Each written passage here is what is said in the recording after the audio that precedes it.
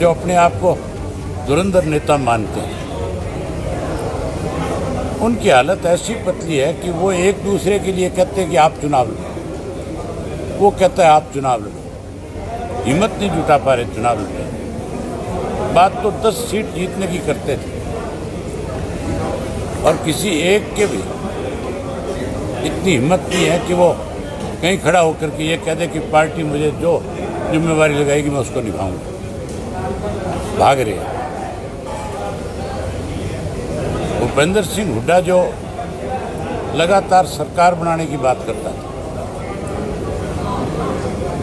अब उसका असली चेहरा जो है लोगों के सामने बेनकाब हो गया। जो जाट आरक्षण आंदोलन चला था, उस आंदोलन के दौरान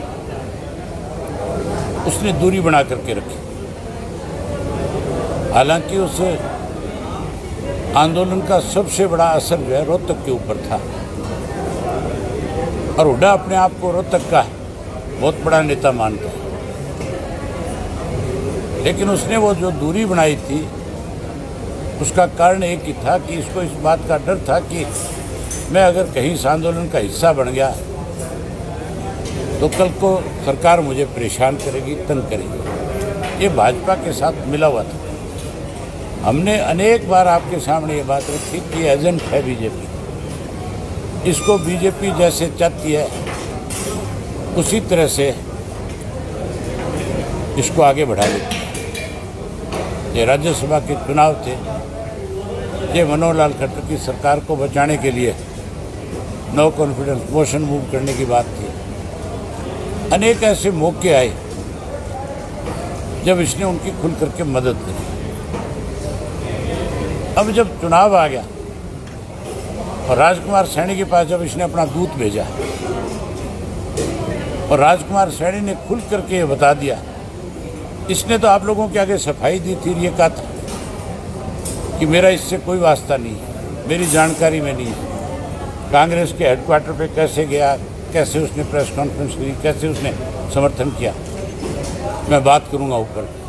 और हम ऐसे लोग, ऐसे व्यक्ति को साथ नहीं लेकर के चले।